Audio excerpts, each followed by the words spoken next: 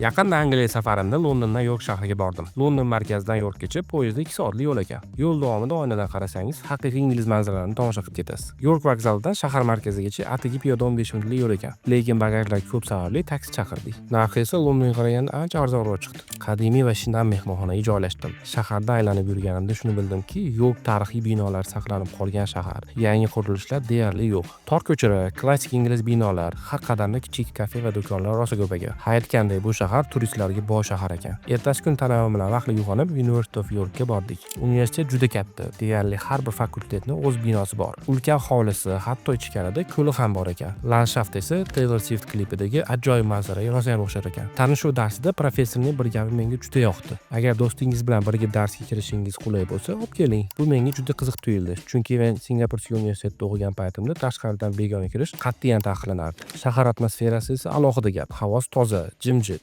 5 soat uxlasangiz ham xuddi 10 soat uxlagandek tetik yurasiz. Barcha ishlarni tugatib, shundan keyin ortga Londonga qaytdim. Safarimdan juda ham ko'p taassurotlar oldim. Shunga o'xshash qiziqarli videolarni o'tkazib yubormaslik uchun sahifamga obuna bo'lib qo'ying.